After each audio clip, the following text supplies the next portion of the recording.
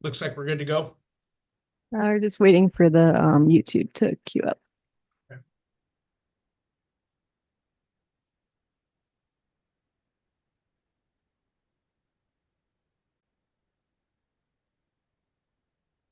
There must always be a delay because like on our screen, at least I can see it where it says YouTube is now online.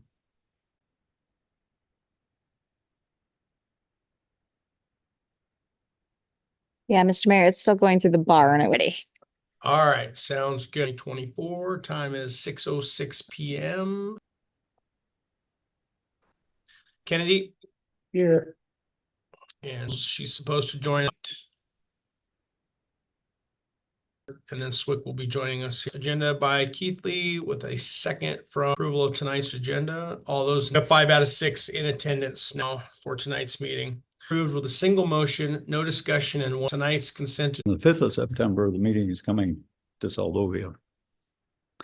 We had a kind of encouraging report from Alaska Department of Environmental Conservation from Yitmar Rodriguez, and he's somewhat new to the SPAR section, which is the spill prevention and response.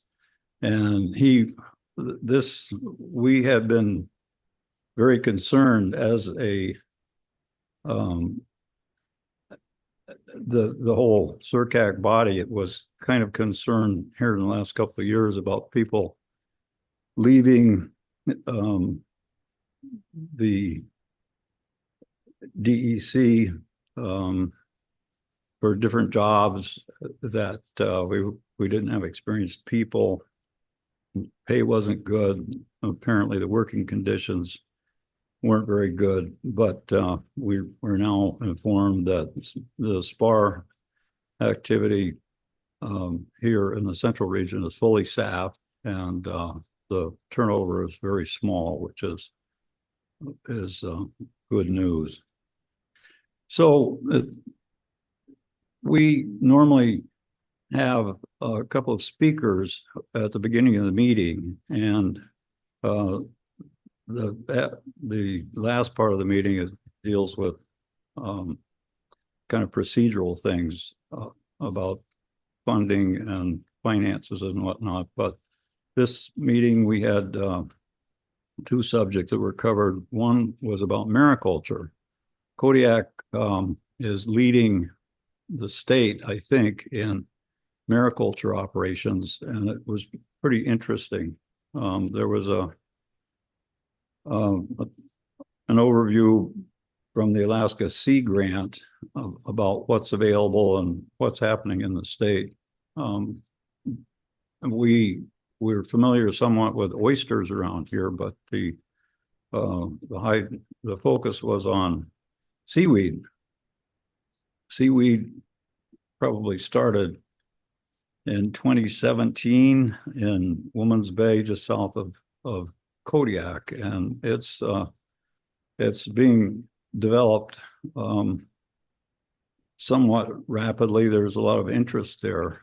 It isn't taking off like a rocket ship or anything, because a lot of problems involved with the mariculture, permitting,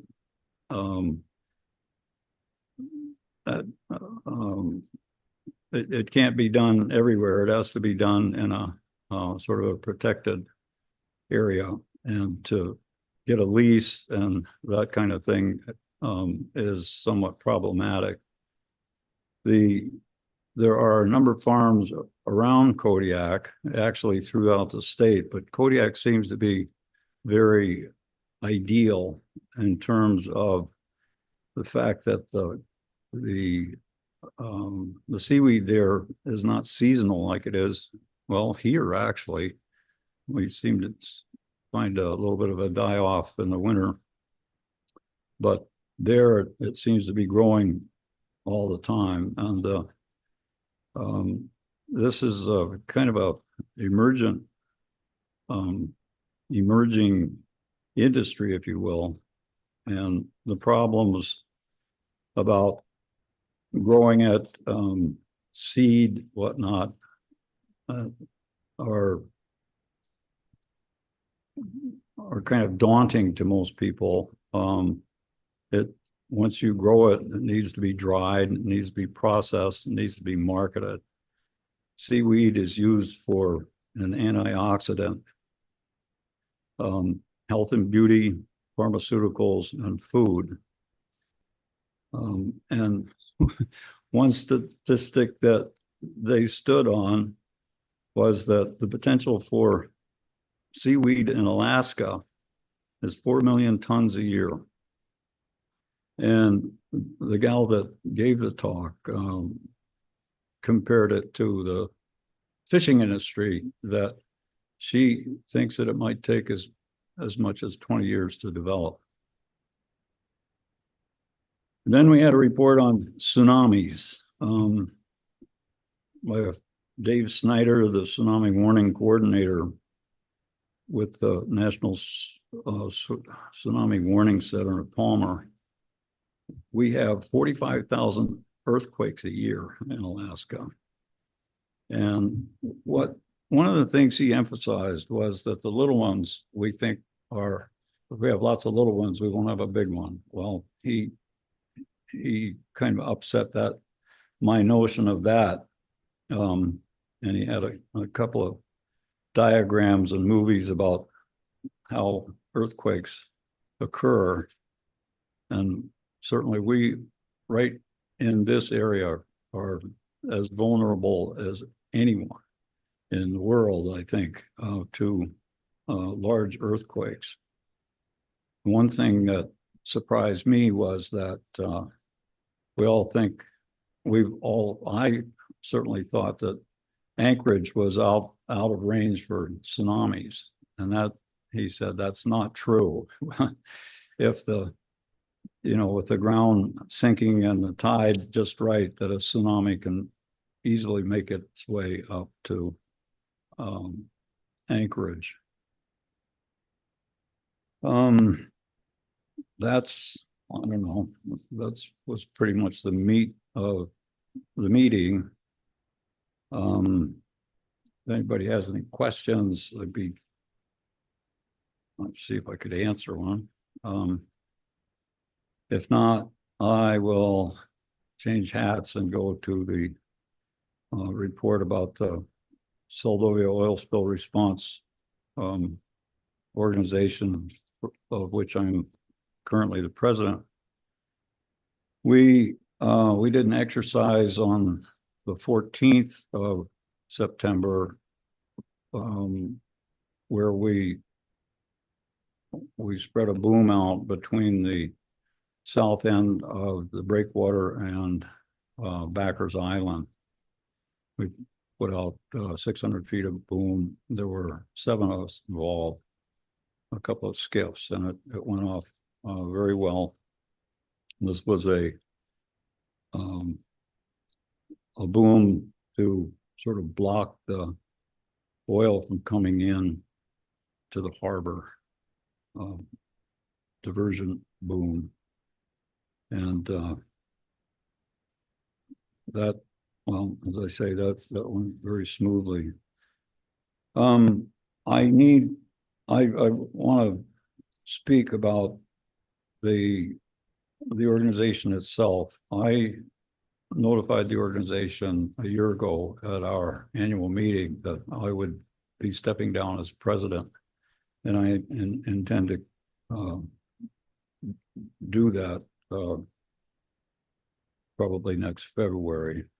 And Jamie Martin, who has been our secretary for the last 4 years, has done an excellent job, has really covered all the bases, paid taxes, kept us out of trouble, kept us up to date with insurance, and our connection with CISPRI. She will be moving on. She, I think, might be moving back to the States. And so we're currently soliciting for a new secretary on the Chatterbox.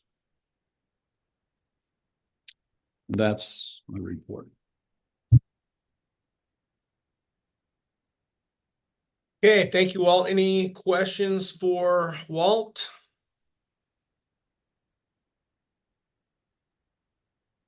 Okay, thank you.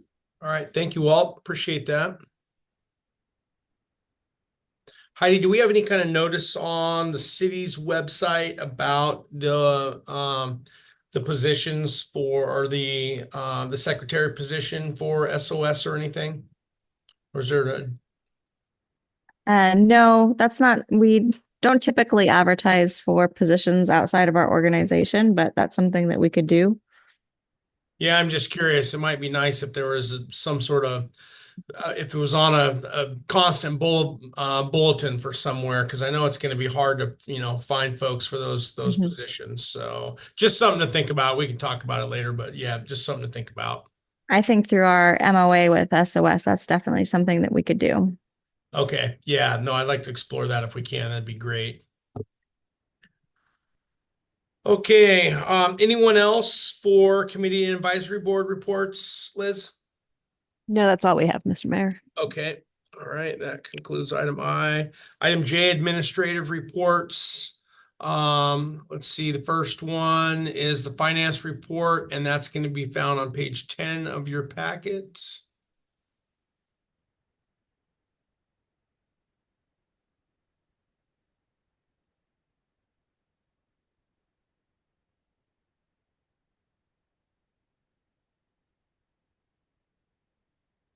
Mr. Mayor, if I may, real quick.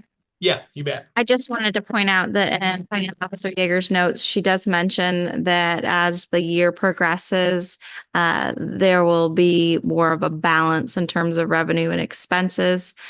This is initial expenditures is high due to the front loading of the insurance insurance expenses. So that'll become less pronounced as the revenues come in through the year, but that's why you're seeing the expenditures exceed the revenues so early in the year.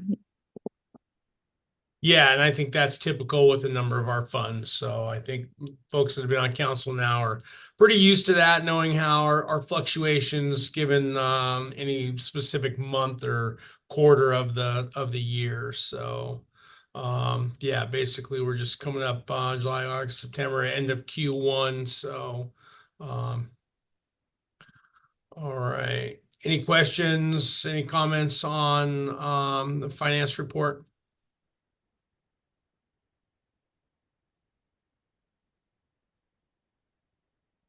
Okay, sounds good. We'll go to harbor report. That's going to be found on page 3 of your laydown.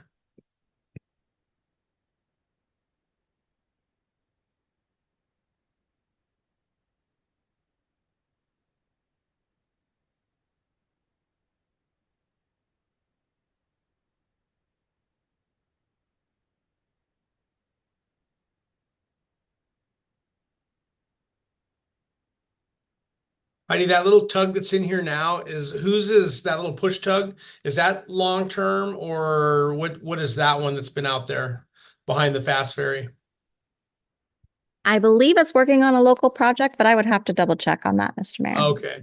Okay. I see we're getting Western Marines tug and barge back again this fall. Correct. That's good. Heidi, do you know if one thing I thought I'd see in here, but I didn't. Do you know if there's an estimated winterization date for the harbor? Because I know last year we talked about trying to solidify an actual date for that, and then there could be wiggle room that would be communicated. But as far as I know, I haven't seen anything.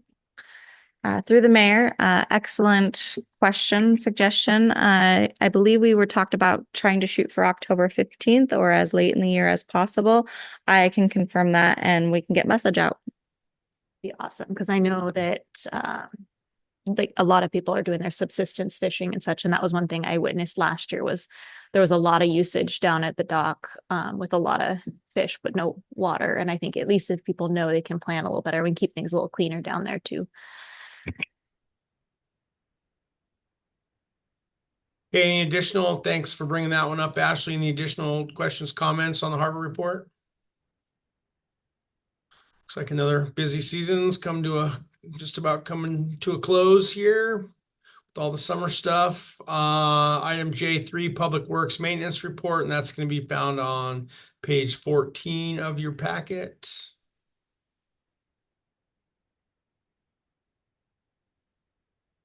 Same thing, looks like a lot of winter's coming, fall's here, so starting to shut things down, getting stuff put away.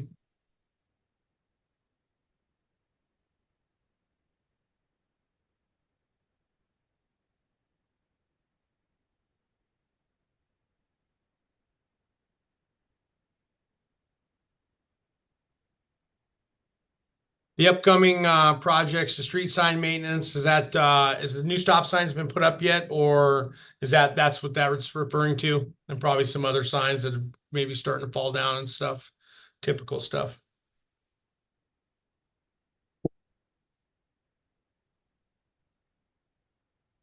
Sorry, Mr. Mayor. Mic issues. Oh, it looks like it Uh-oh. is working.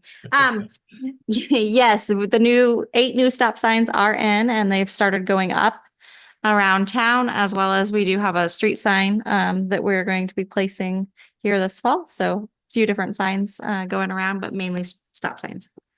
Okay, great. I'm hoping that we can now start doing an annual thing with the signage and just keep chipping away at it. If it's 8 or 10 signs a year or a dozen signs a year, then pretty soon we'll have them all. You know, those signs are good. Some of those signs probably been there for 30, 40 years. So I think once we start replacing them here in a 3, 4, 5 year period, we'll have pretty good all new signs. So I know a lot of those are in pretty rough shape. All right, any other questions, comments on the Public Works Maintenance Report? Okay, sounds good. We'll go ahead and item K, public hearings, none. Item L, unfinished business, none. Item M, new business. Item M1, resolution 25-12, a resolution of the City Council of the City of Seldovia, Alaska, authorizing the issuance of RFP number 01-2025 for the procurement, delivery, and placement of materials for road repair and resurfacing projects within the City of Seldovia. This will be found on page 15 of your packet, and I'll turn it over to the city manager.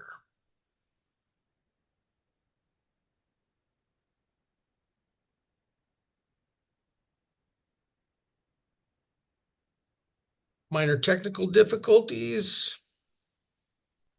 That's right. I'm switching. I have 2 and sometimes I have none. So hopefully you can hear me now. Yep, we got you now. Okay. Yes, resolution 2520 or 2512 comes about with the hopes to purchase a large quantity of material to start our resurfacing project within the city of Seldovia. This does need to be put out as an RFP because we're anticipating the expense to be over 50,000. We're hoping initially to get 600 yards of just filler material and 600 yards of D1. We're keeping in mind the priority project areas, as mentioned in the work session previously, of Kachemek Street, the corner of Cedar Street and Alder Street, Block Street, Frank Street, and near Frank Faraby Drive, and the harbor parking lot, as well as other areas as they come about and are needed. There is some wiggle room in the RFP, and speaking with a few local contractors or providers in the area. One in particular would need to just dump and go, and we would store it. Another one would have the capabilities of storing it and then dumping as the projects progress. So leaving that open in there to see what kind of a proposal that we receive. Additionally, there is a time constraint on one group. So we wanted to put this out there, see if there's availability of either party or any other parties to be able to bid on this project. And if not, then we can look at piecemealing it moving forward in the future, or putting the RFP out differently. But just thinking through fall and trying to expend some of these funds and get some of these projects starting, at least getting this initial RFP out the door. One thing that's also in mind, if it does take longer, there are advantages because we certainly want to be able to tie this in a little bit with our stormwater management plan. And so specifically on that Catchmack Drive area, as mentioned in Cedar Street, we know that there's drainage issues actually, and the majority of these areas. So Rocky Street, Cedar Street, Catchmack Street, there are drainage issues in all of those areas. So thinking through addressing that drainage as we're placing material and making sure that we are grading it correctly to be able to utilize the inlets in those areas. One thing else left open in that bid is if a contractor wanted to put in an additional proposal to help perform the service or the work of these repairs, of course, we are open to that. Though that doesn't really come into the scoring factor because this is more just for material, but hoping that if somebody has any ideas or suggestions on how to do this better, or if they want to help in that situation, that they are more than welcome to include that in their proposal. I would also like to just point out that this is for the initial 1,200 cubic yards. We are hoping to receive 2,000 by the end of the project. However, we still have 22,000 in federal appropriations that's just out there and in no man's land that we're waiting to be able to access through the state and potentially the Denali Commission. So this is from the 88,000 in state appropriations where we have signed that agreement. Those funds are available for reimbursement and will cover this portion of the material as well as our asphalt paving project that we're in the process of securing as well. So with that, any questions? I have just one quick one here on the 600. So on the yardage, then that was the budgetary numbers. You guys, that's where basically you've got enough money at least to cover the 1,200 yards of the two different types of material. Through the mayor, yes, correct, with that initial 88,000, and then we'll and the pavement project, which is budgeted for about 30,000. So with those combined, the 88 should cover that. And then hopefully we can procure more as that 22,000 becomes available. Okay, great. Great. Any additional questions, comments? We'll go and open it up to council. Mayor Campbell, I just Yep, have go one ahead. quick one. If we have to retain a material, do you have a plan where?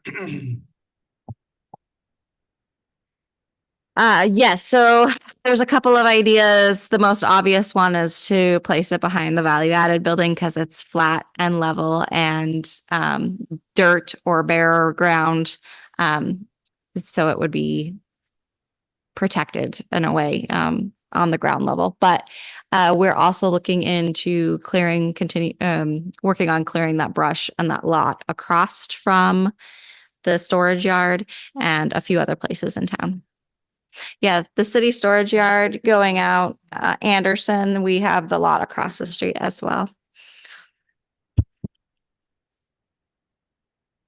Okay, Janice, you got your hand up?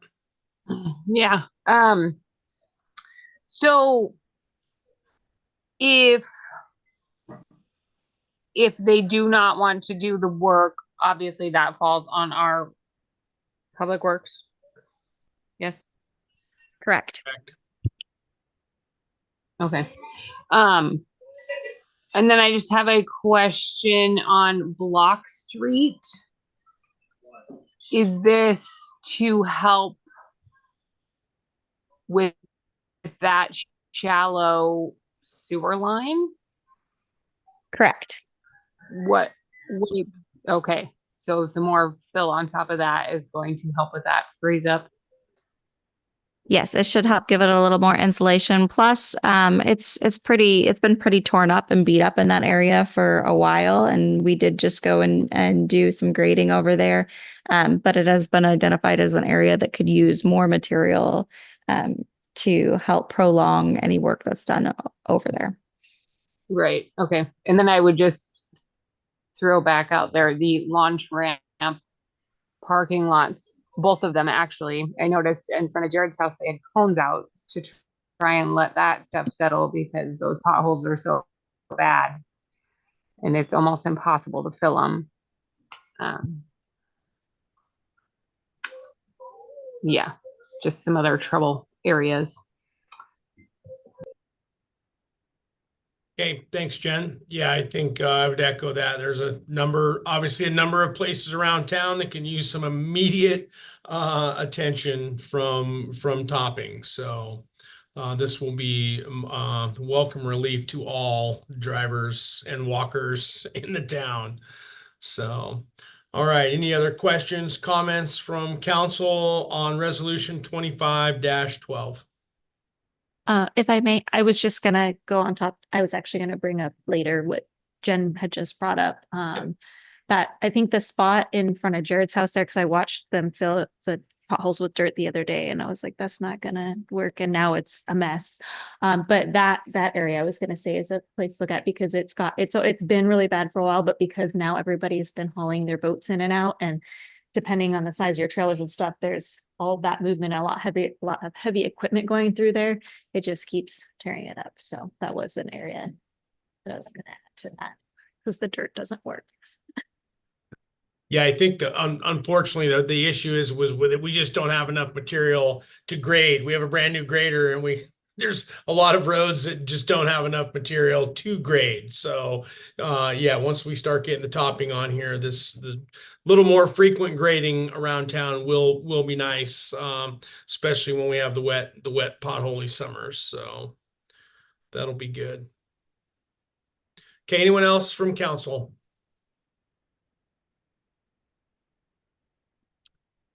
Okay, Liz, we'll go ahead and go to the public. Anyone from the public that wishes to weigh in on 25-12? No, we don't have anybody from the public, Mr. Mayor. Okay, sounds good. We'll go ahead and bring resolution 25-12 back to council for final action. Mr. Mayor, I'll make a motion to accept resolution 25-12. I'll second that. Okay, we have a motion by Rojas to approve resolution 25-12 with a second by Kennedy. Any further discussion before we vote? Okay, hearing none, we'll go ahead and vote on the approval of resolution 25-12. All those in favor, Peyton, Aye. Keithley, Aye. Rojas, Aye. Kennedy, Aye. and Swick. Aye. Okay, motion is approved with a vote of 5 in the affirmative, 1 absent. And that was resolution 25-12. That will take us on to item M2, which is amending the lease application for ADL 234086 Jackaloff Bay Uplands. This will be a committee of the whole, and I'll go ahead and open it up to Heidi, and this is going to be found on page 22 of your packet. Yes, thank you, Mr. Mayor. So we did receive a response back to a letter submitted to DNR in March regarding the Jackaloff Bay Dock Uplands. You will find that in the packet on page 29. One of the questions was if the reduced footprint that the existing leasee was looking at could be further reduced by an additional 40 feet on the northern side of the row to allow for the continued parking happening in that area. The leasee did agree to that term, and a new map of what that would look like was provided, and that is on page 23. In speaking with DNR, going back and corresponding with them, the idea was that if the city wanted to continue to pursue leasing that area or a portion of that area, we could amend our lease application and request the specific area in order to move ahead. This would allow, well, this isn't gonna allow, but their timeline is to hopefully approve the existing leasee's application by November. And then upon that approval, they could move forward with adjudicating the city of Seldovia's lease application for the remaining area. This could be beneficial for the city in thinking through the upcoming project for the Jackloff Bay dock replacement. In that just recently, even with doing the geotechnical survey, it became apparent how much more difficult this project could be without access to the uplands for staging and equipment and any eventualities that deal with having access to land. So with that, the consideration is if council wants to make a motion to amend the lease application for the Jackloff Bay for the Jackloff Bay uplands with the reduced footprint, in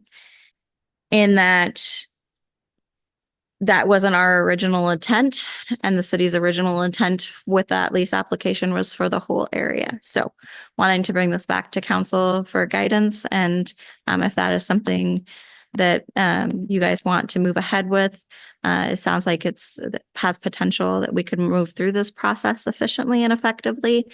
I will also state that my understanding is the application that the leasee is working on, the existing leasee is a 10-year application, and that they are, as we've been told previously, looking to purchase the rest of that area. And so if that comes about, there'll be a big public comment period for that purchase. And then, you know, if not an upcoming lease renewal, again, public comment time, more chances to continue to work through this process. But this is an opening, and want to hear back from council if this is a direction you would like to go, and looking for that consideration. Thank you, Mr. Mayor. Yeah, thank you, Heidi. And again, this is a committee of the whole, so we can have, if there's folks from the public that want to comment as well in here, that would be fine. So we'll go ahead and open it up to anyone that wishes to comment on the lease application for ADL 234086, the Jackaloff Bay Uplands. Mr. Campbell. Yep, let's see. Go ahead, Vivian, and then I'll get to you, John. Yeah, if I could just go clarification, looking at the map that's in our packet and the lines in red, is that the lease that we're talking about, everything that's outlined in red, which would also include what's across Jackaloff, or was that our original? If somebody could clarify that for me, please. Yes, through the mayor. So the entire area was the original request, and the area lined out in red is the 1.88 acres is the reduced footprint that the existing leasee is requesting to retain. The area that contains the row, you know, everything to the left, I guess it depends on how you're looking at the page. Everything to the bottom of the page below the red and above the triangle piece would be the piece that the city of Seldovia would potentially lease. Okay, and in the correspondence that our previous city manager, Rachel, had with DNR and whoever it was, there was item 2 that was the request of the leasee and his demands about what he would want the city of Seldovia to do. That is no longer in part of the discussion anymore, is it? If you know what I'm talking about, it was on item 2. Let me find what page it's on. Thank you. Through the mayor. Excellent question. This is the most recent response back from DNR, and it includes the request from the leasee. We have not gotten to the part of being able to negotiate and work through this step. But yes, that is the stipulations that they have provided with this additional 40 feet And I'm need to verify with DNR what that means on DNR's side. But this is from the leasing. Okay, yeah, I have issues with that, and I think most people would. And that's a conversation the council needs to have pertaining to this. Thank you, Mr. Mayor. Yeah, thank you, Vivian. Mayor Campbell, Yep, go ahead, John. I have same question, kind of the red line. So you're telling me that the water side of the road where the old trailer and all that stuff is, we would have that portion of that. It opens up the potential for that. Right. So theoretically, we could clean that up. That would be the request of the leasee, is for us to do that. Yes. And then you mentioned something about adjusting our lease to maybe we could, do we charge permits for that facility there? With the lease, it would be similar to the Jackalope Bay dock. Upon its replacement, we would be able to charge permits for parking and moorage at both. And it's out of there. Correct. Okay. That's it for now. I'll have. Okay, thanks, John. Anyone else? Comments, questions? One more question for clarification, please. Yep, yeah, go ahead, Vivian. Remembering back, the reason why we started all this was that the city of Seldovia could then, once we had lands, could then charge for boat moorage, correct? Correct. Okay, all right, thank you. And through the mayor, correct, but separate. So that's what the tide lands, which the city of Seldovia does have. So upon the repair of the dock, in order to better fiscally manage that facility moving forward, there would be an associated fee. Potentially, there'd be an associated fee in the code. It's set up in the code to allow for that. That way that money can go back into that fund and hopefully continue with maintenance on Jackalope. Parking has been a discussion that we've had throughout the years, and certainly something that we see in other communities that taking on the management of a parking space, especially a place, I'd imagine especially a place that is outside of city limits and a ways away from the community and the entity managing it, that it'll take some time. And so looking at trying to, again, be fiscally responsible and have that service be able to provide for itself could be in the advantage of the city moving forward. So a little bit separate. Moorage is a go potentially at the with the way the code's set up, and in previous discussions. Of course, we'll have more discussions as we go, but that's a little bit more on the forefront with this replacement project. And then parking would be a potential with the lease. Okay, thank you. Thank you, Vivian. Harmony? Yeah, hi. I still have a bee in my bonnet about this whole parcel conversation with the current, the previous lease owners, the Shady family out of Homer. I still, even looking at this new application, cannot comprehend that they themselves or the state could consider their lease as in good standing at the conclusion of that lease. The intention behind their original lease with DNR was that they were going to open up a port, or run a business out of that lease. I can't remember the exact verbiage there, but I can't remember Senior's name. He passed away. Floyd, maybe? Anyway, I can't remember his name. Anyways, he passed away. It's his trailer that sits abandoned in the middle of the parking lot. It was his vehicles who were originally abandoned in that parking lot that led to the row of vehicles that exist there today. It is upon their instigation that the lot exists as it currently does, because they started that and then they neglected it since, was it 80s, 70s? I can't even remember. It's been longer than I've existed on this planet that those vehicles have been abandoned there by the current lessees. They've never fulfilled their end of the bargain. Those vehicles have all been flooded and leaking into tidal uplands, lowlands for decades. And then when it came back about that the city was looking for information from stakeholders in the community, it was their opinion that the city should withdraw completely from the space and pay to have all of that cleaned up, which is what initiated this conversation of the city pursuing those lots. So what Vivian was talking about was the potential for the city to have upland land in order to place like a camp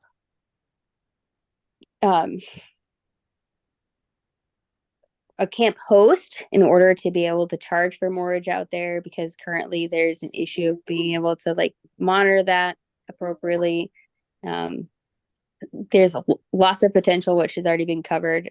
It is my personal stance, as I'm sure you've gleaned from my rant here, that I think that is in the community's best interest to retain not only access, but to pursue that land in order to contribute to the local buy-in of the area. The current lessees have never done anything for the health of that land itself or to pursue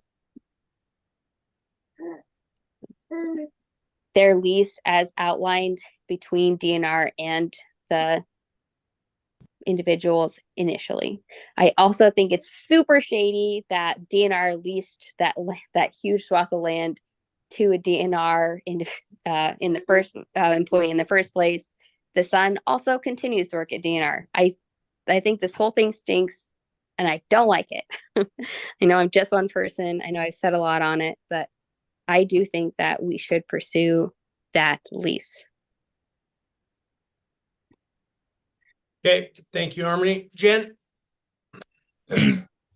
So this,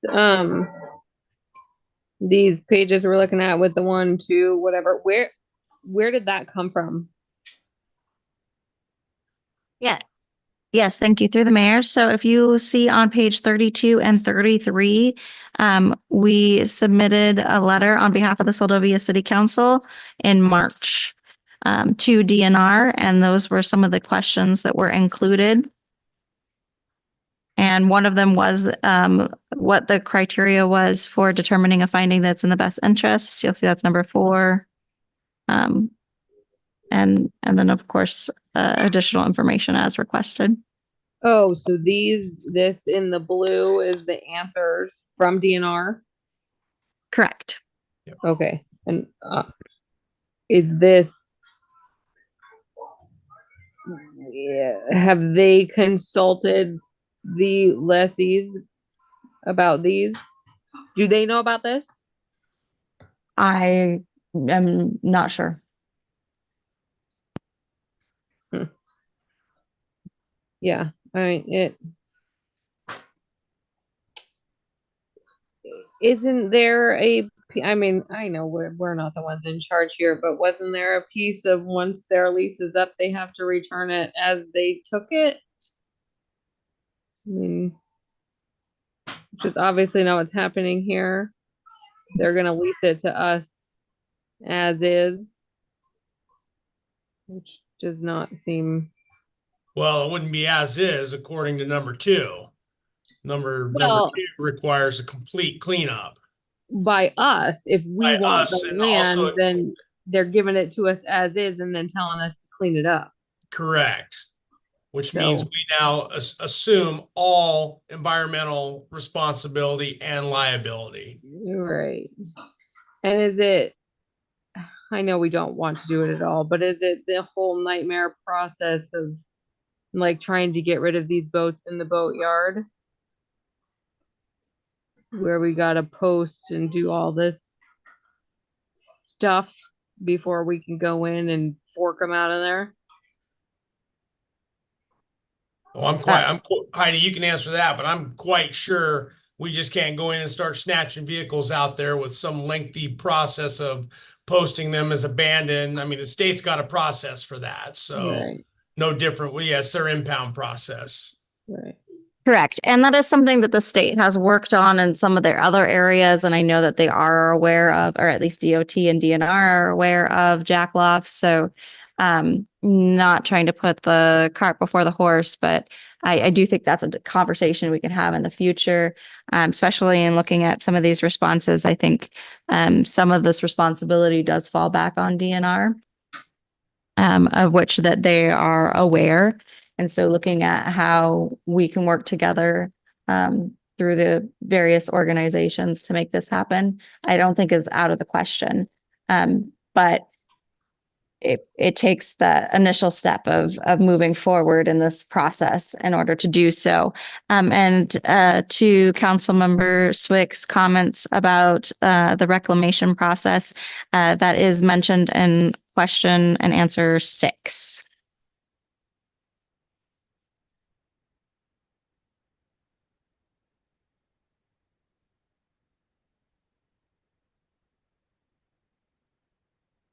Did we lose them?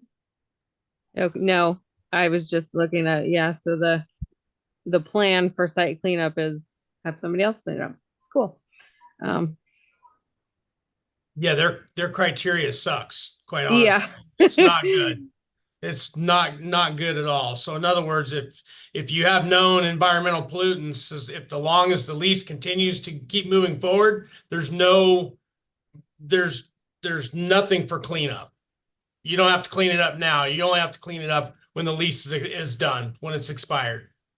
That's the way I read their response. Well, right, and that lease is expired right now, right? Isn't it? Aren't we in like a gray area or what? Or did they file an give them an extension or something? Yes, that's my understanding that the lease expired in 2022. They were approved for a 2-year extension. And then they have the first right or preferential right to one renewal. So they'll in the process of a renewal process for a 10-year lease, one-time renewal, and as well as in the process of trying to purchase the area. No. Oh. Okay. Yeah. I don't have anything else right now. Okay, Vivian? Yeah. How negotiable is this with the leasee on number 2 again, which has me disturbed? The leasee has agreed to the reduction contingent upon the following stipulations. How negotiable is all of that? And we all know that we've dealt with DNR and it's been a mess from the get-go. And the way they run their show is never made sense to any of us. But how much negotiation do we have for the stipulations? Because that's asking a lot of responsibility on the city. And I'm not at all in favor of doing that. I'll work with that. But anyhow, going back to how much of it do you think we can negotiate? Well, yeah, you can chime in, Heidi, but in my opinion, I think it's all up for negotiation. I mean, I know we're not in the driver's seat here, which to me goes back to the question, though. The whole thing is if the lease is in good standing. I agree with all the comments. I don't understand from DNR's standpoint how it can be in good standing if their only criteria is that you pay your money every year, and that means you're in good standing, which would not even surprise me. Would not even surprise me if that's the only criteria. They reference the statute, and I don't have the statute in front of me, but clearly he didn't answer the question to our question about the criteria for determining and finding that is in the best interest of the state to offer a sale or long-term lease at the termination of the existing lease. It's deflection is what it is. So yeah, I don't know. I mean, it seems like we would negotiate, but at the end of the day, I mean, DNR is going to do what DNR wants to do, in my opinion, here with little or zero oversight from anyone above them. And certainly, I don't know if public comment is going to sway any of this. I mean, we had gone back and they had agreed to, let's see, let's back up a little bit here. When Heidi, when they had when we went through the first round and they carved off I think they had carved off the inside piece, right? And then after our last discussion, we went back and asked for the additional, we'd asked for 40, I'm trying to remember the sequence of events here. We asked for the additional 40 feet to make sure that there was room for everything to park. Right now, if we look at the map, so before the 40 feet got added, they had, their piece was only for the 1.88 and did not include the circle in there. But what were the provisions of that at that time if they were going to give up the parking circle to the east of the right of way? You recall? I'm not following. Well, there's so in this right now in the Yes. red line, the previous red line, I believe, did not include the area to the east of the right of way going down in there. Correct. The circle where the vehicles are at. Correct. So that's the concession, is the additional 40 feet along on the easterly and or northern side of that row or easement. Okay, so the concession is that they'll give us the 40 feet and that if we meet the demands of item 2.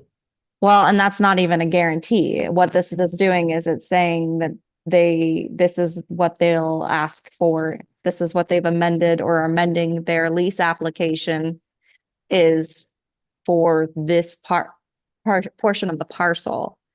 And then the city has a lease application in for the whole parcel. So if the city can concur and the city amends their lease application for this footprint, then their footprint is cleared.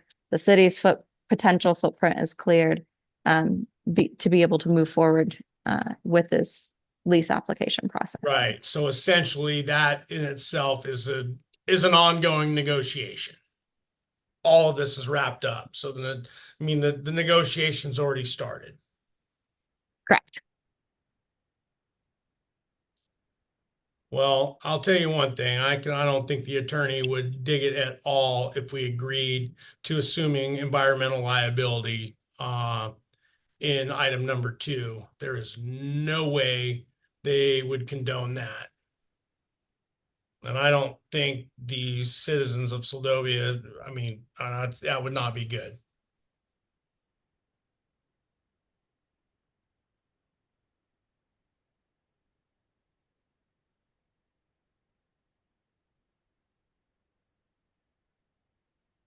Other thoughts, comments?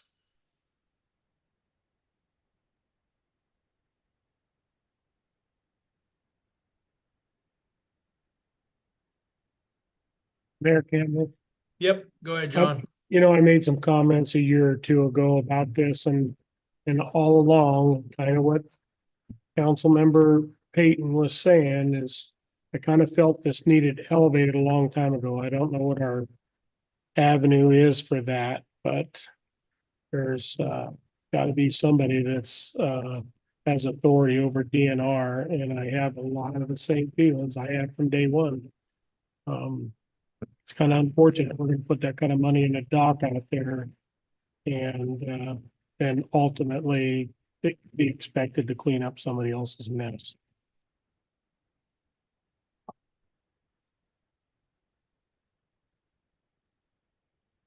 Yeah, go ahead, Jen. So if we're not on board with this, are the leases going to pursue the whole parcel again? Or will they still just want to buy that piece, the other piece?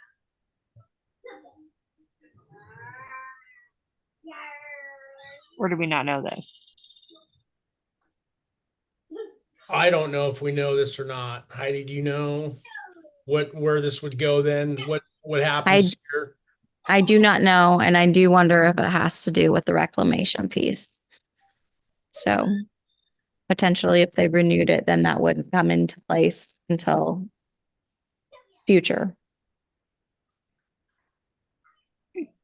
Because if they buy the whole thing, what happens to the cars? Who? Nothing. They can let them sit there and rot forever. Good question. Because Yeah, it's going to be that's their not, yeah, that's property. not clear. Yeah. Okay. I just because with without right, this is just essentially them trying to pass the buck on cleaning this up. If we don't bite, what happens? I guess is my question. But I guess we don't know that. But does DNR know that?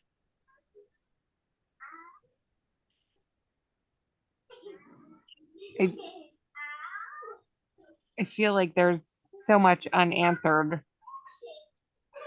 of the future of the whole piece itself, whether we're involved or not. Yeah, no, I would agree. I would totally agree. Yeah. One thing that just it kind of stuck with me when we were talking about being responsible for cleaning up potentially the items that are there, and then Councilmember Payton mentioning historically that some of those might be owned by the other lessees. Just from a personal experience, and I don't know how the laws work in Alaska, but in Washington, I purchased a home. The person was in and all of their stuff. And the legal stuff that I was tied up in with their property, where it's a little different, you don't know whose it is, but it just, if there's some shady things that could happen potentially there, where I know I was not allowed, as it said, you couldn't just move the stuff to another property, it had to be removed. Well, I wasn't even allowed to like put it out somewhere else. I was responsible for their things, and I was not allowed to sell any of those things for a certain amount of years. And once I did, then I had to keep, like, it was a couple years, and I would have to keep records, and I couldn't personally use it or do anything, or they could come back and sue me. And so that's just one of those, just something in the back of my mind when you're working with people that are, I don't know, skirting the lines, not being supportive of things that we're trying to do, to be careful that we don't end up in a situation that can come back to bite us. And Mr. Mayor, if I may add a comment onto that. Yeah, go ahead, Heidi. That is something that this discussion has started with previous city managers and previous applications or pursuit for this area, going back at least Todd Larson, where the city has put in writing in letters and proposals that they would help clean up and manage that space. So that has been part of the conversation for many years. It doesn't mean that can't change, but that has been part of the reasoning for wanting that area, is that the city would clean that space. So just throwing that out there, that in history, that is a narrative that has been shared with DNR repetitively. Yeah, and I mean, in simple terms, saying that, yeah, we're gonna haul away some cars and clean it up. I get that. I mean, that's the easy piece, right? I mean, on number 6, when you have to coordinate with DNR and submit a reclamation plan for the site cleanup, that I'm sure is going to get a little complicated for whoever draws the lucky straw on that one. And God forbid there is any oil, transmission fluid, gasoline, diesel. I'm sure none of that's ever been spilled there. Battery acid. You name it. I'm sure there's going to be some serious testing involved, et cetera, et cetera. No, the plan, it just goes on and on when there's spill cleanup. or environmental cleanup. So, I mean, it's the right thing to do. There's no question about it. It needs to be cleaned up. I'm just saying, I don't think it's incumbent that the city gets stuck with the entire cost of all this. So, not to mention paying for, I mean, I get, you know, some of this, some shared costs on some stuff, but the survey alone is probably going to be a $15,000, $20,000 survey. And they want us to pay for the entire survey as well. So, yeah, we're stuck kind of in a quandary here, about to have a brand new dock and nowhere for anybody to park with super limited access other than the right of way here. So, Harmony, you got your hand up? Yeah, I guess I was kind of hot on that topic because I first saw this packet, but I do like, you know, I don't think anybody has said anything that I haven't agreed with. We're all kind of on the same track here. I'm not against cleaning that up, obviously, but that is a huge bill for the community members of Seldovia and the greater area. And, you know, with the project going out to Windy Bay, with the concept of, you know, pursuing funding to access the Jackloff Bay Harbor with a walking path or bike path, you know, with our brand new dock investment, you know, like the community has been consistently seeking investment in our Jackloff census area, our tribal census area.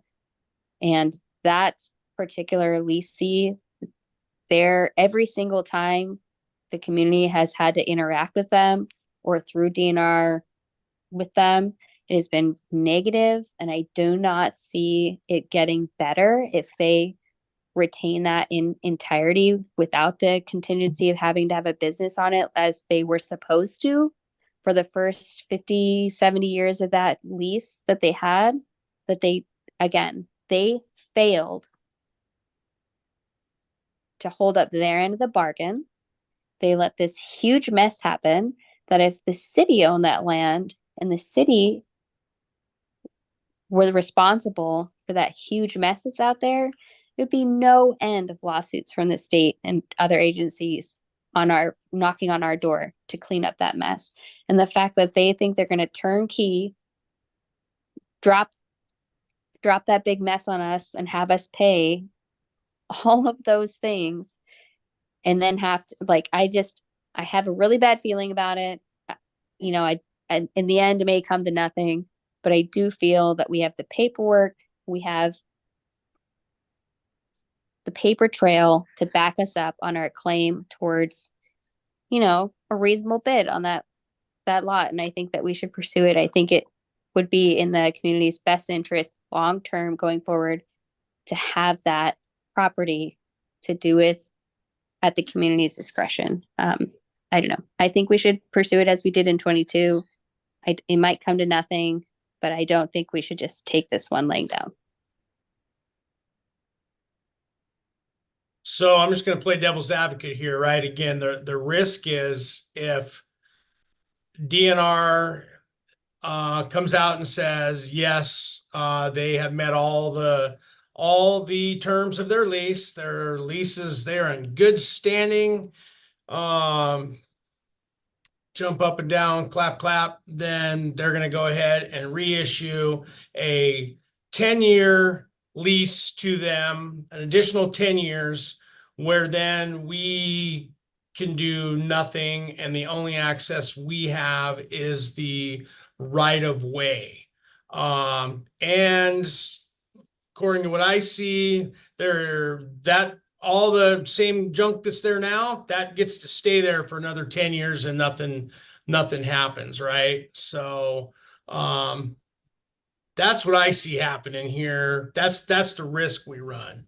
The other hand is, I mean, if anyone can I'm just throwing ideas out there, if anyone can stomach it, I mean, to me, the right thing to do, and again, they might not be interested at all in playing ball. There's no way I would agree to more than, you know, a 50-50 split of, working together to clean it up. And when I say working together, that's not like kumbaya working together. That's just contractually negotiated working together, 50-50 to pay for the cleanup and split the survey 50-50. I mean, there's, otherwise, I mean, all the costs are going to go on them, and there's a bunch of unknowns, right? There's still going to be a bunch of unknowns, but to me, that's best case scenario is a 50-50 split on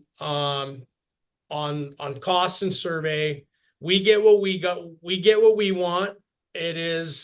Becomes then immediate within the next year, we can get this going. So probably by next summer, we can get this going.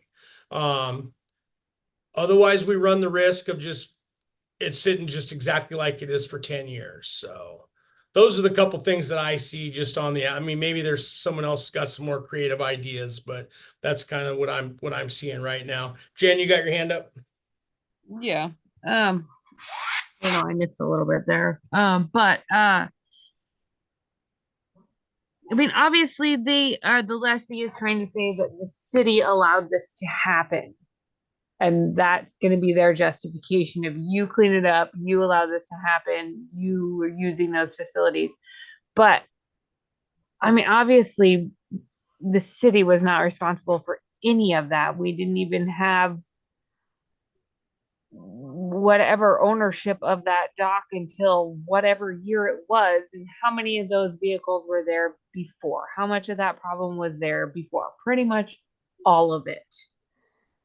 Jen, at the end of the day, I would take my chances with a jury of 12 peers, and I would have a hard time believing they would find us culpable for that mess when we're not the lessee of the property, right? That's the bottom line. I mean, if I'm a juror, there's no possible way I'm going to vote for that scenario. So, and if you can find 12 like-minded people that would say we're guilty of letting that happen because we didn't own the property, well, then crazier things have happened, I guess. Right. But we're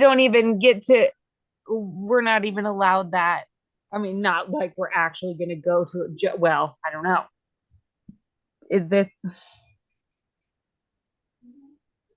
Well, no, that's the sad part, right? I think the way the system's rigged is exactly that.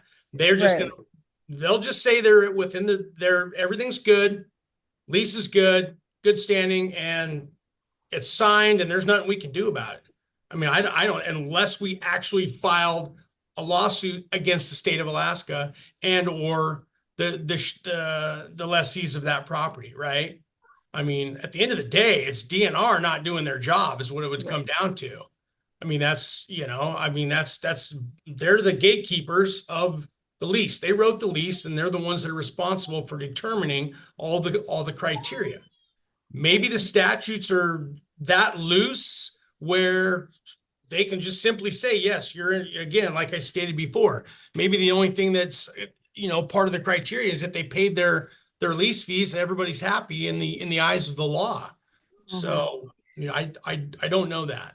Right. I mean, the way that everything has shaken out so far, I would not really be very supportive of trying to pursue any kind of uplands lease. I mean, it would be great to have even the piece that they're carving out, but it seems like a lot of money and a lot of headache for what really. I mean, I know we're putting that new dock out there, and it'll still be there, and we can still use it, and we can still have access to it. I feel like it's a losing battle because nothing is really on our side, even though it seems it should be, but it's not. Well, I definitely wouldn't be in favor of throwing the towel in. If we're going to lose, then I'd rather lose a fight instead of throwing the towel in myself, because that'd be disgusting if we had the brand new infrastructure and dock out there And, the public would come to us and say, what in the hell were you guys thinking? Just throwing the towel in and not trying to get, do something out there to help clean that up and make it a better place. I mean, I don't think we'd be doing, our kids or our grandkids any favor by not trying to get this cleaned up some way. None of this is great. This is a, it's not super win-win here. You're not going to go home feeling good about any of this at the end of the day. So Vivian, you have your hand up? Yes, I do. I agree with Jen in a lot of points and also with our mayor. I think that the situation is, if we don't go for the lease, what is it that Seldovia loses? What do we not get? We don't get parking area. We still have access getting down there. In the building of the dock, as our city manager just said earlier, staging area, that's going to become an issue because that land is in the leasee's name right now. So that's a problem. So I mean, truly, what do we gain by going forward with the lease question? And I'll give you time to answer that one. The second part of that is with agreeing with our mayor, and that is we negotiate. It was never the intent of council, after all these years that I've been on council, we talked about, was never that we would take over and clean up the whole mess. There was no way we were going to do that. So to negotiate with these leasees about sharing the burden, whatever that means, and coming up with what kind of money we're talking about, that's a big issue. And again, all of that falls on the shoulders of the Seldovia citizens of Seldovia who foot the bill. So that's something we really need to think about. What kind of money are we talking about that costing us? But going back to my original question, and that is, if we don't go for the lease, what do we not get? How does it hurt us in the long run? I'll let someone answer that. Thank you. Yeah, thank you, Vivian.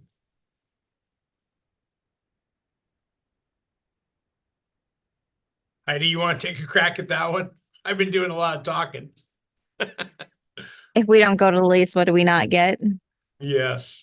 I mean, it's access, parking, and there's access, a 40-foot easement to the dock. And so if we don't have a lease or access to the uplands area, we have below the 17.2 mean high tide. We have the Jackaloff Bay dock, and then there's a 40-foot easement from Jackaloff Road down to the dock. So let's start there. Like, that's what you have. Right. You can, so what we have is we can drive on Jackaloff, turn off at Jackaloff, go down the hill and go down and get out of your car, go get on your ferry ride or get in your boat and go about your business. But And where's your car go? where is your car going to go? Well, if that guy ever does anything, which he hasn't done anything up to date, your car could be parked on his property because he doesn't negotiate. He doesn't agree with the what everybody's asking him to do. And so it would continue status quo, basically, right? It would be status quo of what we've been doing, except we'll have a new dock out there and not taking on the responsibility of somebody else's mess that they've got us pigeonholed into doing. There's no guarantee with that. I think through the mayor, there's no guarantee that the property would remain status quo. I mean, at any time, they could tell people to stop parking there and put no trespassing signs and kick people off. Right. Agree. Yeah. So the other part, I mean, that's playing the devil's advocate if we don't do anything.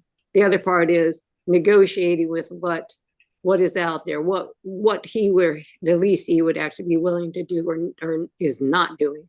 And then I think, we've talked about public input and public getting on DNR and submitting letters and pushing it that way about how that place is in disrepair beyond those words. It's a tough decision, but what sort of time frame are we on with this discussion for the future? Yes, thank you. Through the mayor. So their timeline is to approve the lease before November. And I believe that has to do with the 2-year extension that was in November of 2022. And I would also like to follow up. I'm sorry, I forgot. You said something and I was going to follow up with it. But yep, November is the timeline for that lease application renewal. Okay, thanks. Yeah, Harmony, go Yes, ahead. sorry. Through the mayor, if you don't mind, what I was going to follow up with the public comment piece. The city has submitted public comment, which is provided in here in the packet, and there have been other public comments that have been provided by the public. However, we were informed by DNR through this lease renewal process that public comment is not a consideration for a lease renewal, and that's something that they have a preferential right for one renewal, and that's what they're going for, is a 10-year lease renewal with that preferential right. No public comment is considered or has to be taken into consideration.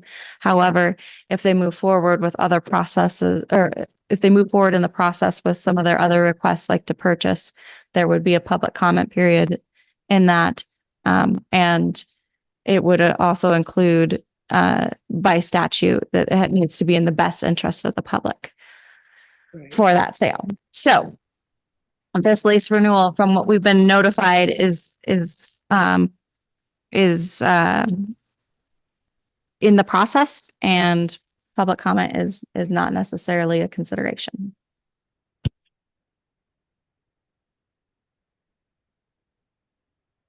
Okay, Harmony, go ahead. You got your hand up. Yep, sorry, I'm gonna be a dog with a bone on this one. I'll never forget that letter that they submitted. So it sounds like there's no cut and dry, there's no Rainbow Road here. But I would just like council to remember that anytime there's been correspondence directly from the lessee or even through DNR, it has always been with the tone of they do not want the public to access that land. The letter that they submitted when we put out our survey was that they wanted the city to hold the dock and use our money to clean up that lot and to cease use of that bay going forward. That they, as the leaseholders, intended to purchase and use the property to their own personal discretion, which they did not disclose, nor did they need to, nor do we need to speculate on. But the point I'm trying to make is that for the sake of the community and all the people that use that, both for emergent, personal, recreational, for your jobs, for all the things that we use, that it is incumbent upon us to pursue access and rights to that land, because once it goes away, it's gone. We are never, as a community, going to be able to purchase that land through private means. Once it goes private, it'll be beyond our scope of interest. They're going to try and push that cleanup off onto us, no matter how we go about this, no matter what happens, no matter how the lease shakes out. They are going to try and push that off onto the city. Even though, again, I state as a point of fact, the original pieces of equipment out there, that trailer and the original vehicles belonged to the lessee. They do not belong to any members of this community. They do not belong to the city. So whatever that process is going to look like for us, whether, for the next 10 years or whatever that ends up being, we should pursue it. I'm sorry. Just for the sake of, as Jeremiah said, or as Mayor Campbell said, our kids, our grandkids, we don't want to lose that access. It's important. Thanks, Harmony. Well, we got to figure out a path forward here, especially given the not a lot of time that we have left to get something going here. Heidi, here's one thought as a piece of this. Could we get and I don't know, maybe just a conversation with Joe to ask him what it would take to even get an opinion of him reading of him interpreting the DNR, the statutes regarding the leasing of that, the general leasing of DNR land and what constitutes in good standing. I mean, that's where they keep referring to in good standing, right? I would like to hear from our attorney if he thinks they are in good standing under the statute. I mean, if he comes back and says, yeah, they're in good standing, then, and we'd need to know, I mean, sooner rather than later, right? Then according to the statute, they technically would, in his opinion, would be in good standing if, despite all the environmental stuff and anything else, assuming they paid their fees, then that pretty much tells me what's going to happen. That tells me exactly what's going to happen is they're going to, if we don't do anything, they're going to sign off on this. Yeah, Mayor Campbell. Yep. Go ahead, John. Hey, I have a question. So 20 some years ago, I sold a piece of commercial property that had a repair facility on it, and the buyer requested that I pay for an environmental phase 1 study so that the buyer could determine what kind of contamination might have happened over the time that you know what I'm talking about, right? Yep, absolutely. So what I'm wondering is can we request an environmental phase study, from DNR if they expect us to assume the cleanup there, and being as it's not our responsibility, and maybe that's the way to elevate it. I mean, I probably still have copies of that review, but as a private citizen, that was pretty expensive for me to get out of that piece of property. And I had a pretty clean bill of health, but I don't think that's going to be the case when you start moving some of that stuff out there. I think you're going to find that some of that stuff is leaked out there, and you may have to pull 100 yards of material out of there. Who knows? Yeah, I mean, at the end of the day, I would fully expect that there's going to find something, and again, if it's a Right. So material, yeah, then that's got to go to a waste facility, et cetera. So that's right. That's my question being it's the fact they've had it the last 50 years, maybe it's time they provide us with the information we need to be able to lease it properly. Yeah, and again, the unfortunate thing is I don't know in terms of the process. I mean, if they're not even going to consider public comment, there's really nothing I don't even think we have a right to ask that right now, right? Because they're working on a preferential renewal, which is basically automatic in the eyes of DNR if they're in good standing. That's what that's what their original lease said. So, which is unfortunate. So, Through the mayor, if I may. Yep. I can ask legal that question, but I do want to point out on number 9 and it references a past field inspection. It does state that the criteria for the field inspection passing are that the leasee has consistently paid their annual lease fee, remained in communication with managing offices, and has coordinated efforts to mitigate the misuse of their lease.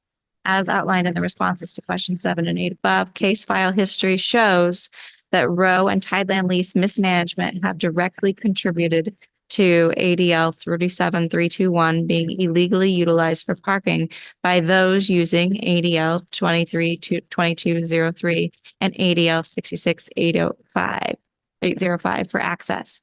Since the leasee did due diligence to address the misuse, activities associated with ADL 232203 and ADL 66805 were not considered a failure on the part of the leasee. That's perfect, because they did such a great job when they fenced everything off and they put up all the no trespassing signs and everything. Oh, hold on, wait a second here. Now, I don't recall seeing any of that stuff, but maybe they did that. Oh, and it they'll got tell washed you they away. did. Okay, long well, time ago. I'm not seeing anything out there in the last 25 years that I can remember going through that dock. So I'm not sure. Yeah, again, this is all, I mean, this is a foregone conclusion. And I hate to be that negative, but you can see right here, their mind is already made up, and there's nothing we're going to say or do to change their mind. So that's pretty much what that is. So again, I mean, my thoughts is to come back with a proposal. I mean, we at least have to try. I mean, again, I don't know. Maybe the council doesn't have the appetite for it, but to propose, at least get a response from them to propose some sort of shared cleanup, shared costs on the cleanup and the survey, and see what they say. Jen? Right. Yeah, I'm not against trying to pursue some kind of negotiations by any means, because it would be great to have those lands. I just think that if we're talking about a jury and all this, if it starts getting to where we're suing people, I feel like it's not worth it. That was an example. I was I there's a know, little I'm just saying, theatrical if we go in there, all the right? way down that road, I mean, it seems so simple to us on this side, and like you said, them on that side, and whoever they choose my words wisely, it just all of it where they're not being found responsible for any of this time and time again just seems ridiculous, and something that I'm afraid if we try and fight, we're not going to win. But I would love to continue negotiations, yes, to see if there's a way we can come to get that peace without going too far, I suppose. Yeah, I mean that's my only thoughts. If they I mean, yeah, if they come back and say no, we're not interested in that, then I mean then obviously yeah, then we're stuck in a tough spot here, right? And then we know that for the next 10 years, it's pretty much going to be status quo. I think Vivian was right. It's going to be pretty much status quo. Or they're going to come in and actually put some fence up and put some signs up and, you know, have to deal with the enforcement piece of that. So, but yeah, I would hate to see us throw the towel in. I think that'd be a shame if we didn't at least try something. And again, they may say no. That's entirely up to them. Yeah, and I wholeheartedly disagree with DNR on their assessment of all of that they say puts them in good standing.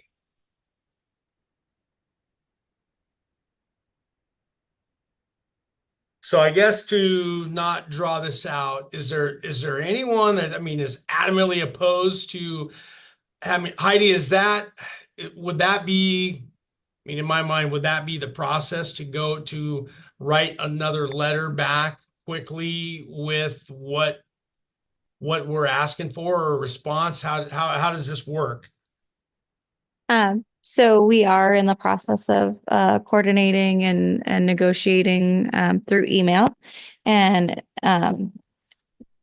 if that's something that the council would like to pursue, you could direct the city manager to continue to negotiate with DNR for lease application 2, 3. Let's make sure we have the right number here. For the lease application number 234-086, requesting a 50-50 split to clean up and a 50-50 split to the survey. And do you want to include an environmental study in that? A request for an environmental study? I mean, probably, I mean, yeah, I'm not buying that number 9 there, the field inspection report, unless they actually came in and did sampling, drilling and sampling, then there's no way that has any merit at all. I've been involved in enough spills and cleanups to know what has to happen there. I mean, maybe they did. I mean, if they were just looking for visual signs, though, that doesn't mean nothing. Could you, Mayor Campbell, could you request a copy of that study that they're stating they had? We do have the field inspection report. It has been put in a previous council packet. I can provide that to you guys at a later date, but we do have that. That's from when they came in and reviewed the area.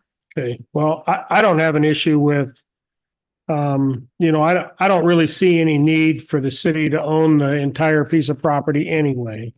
Clear up on the hill, I don't see us having the money to do anything with it anyway. I think it's in our best interest to be able to have good, clean access to it and to be able to control the access to it and for the community. Other than that, I don't know. But I can see that this isn't going to be good for us anyway we go here. Yeah, and ideally at the end of the day, I mean, Right. as a normal person that wants to, operate in the spirit of cooperation, whether people are reasonable or unreasonable, I mean, that's all we can do is Right. try to present something on the table that would seem rational and reasonable to us as a community, right? I mean, ultimately we're in charge of, making sure that whatever decisions we make are in the best interest of our community. So I think that this puts one step forward. We are absolutely operating in good faith. We're not trying to screw anybody. We just want to do what's right here for the community, and then obviously, yeah, and that's part of that is cleaning up the land for people to enjoy in the future here.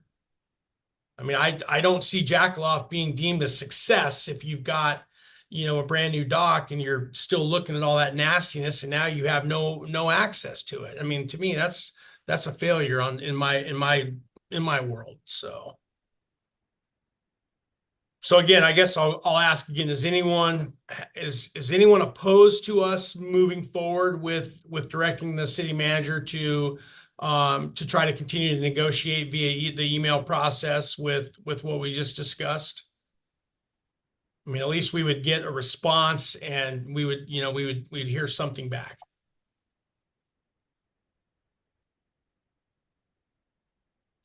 Okay, Heidi. So no one's jumping out of their seats to oppose that. So I think with that, I think we could agree that do you want a motion directing you to do that, or what would you like? That'd be great, Mr. Mayor. All right. Well, if someone can craft that real quick, that's good at motion making. It was the 50-50 and moving forward here.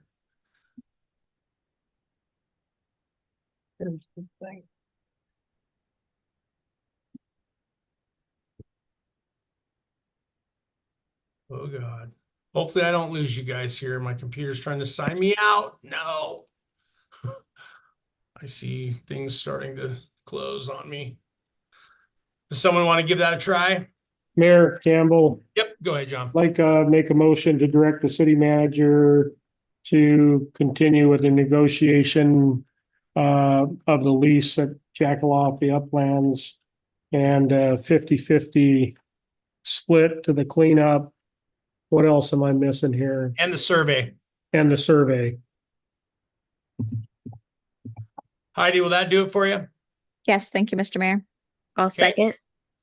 Okay, we have a motion by Councilmember Kennedy to direct the city manager to continue to move forward with negotiations on the ADL 234-086 parcel in Jackaloff and propose a 50-50 split for the environmental cleanup and survey. And a second by Councilmember Payton.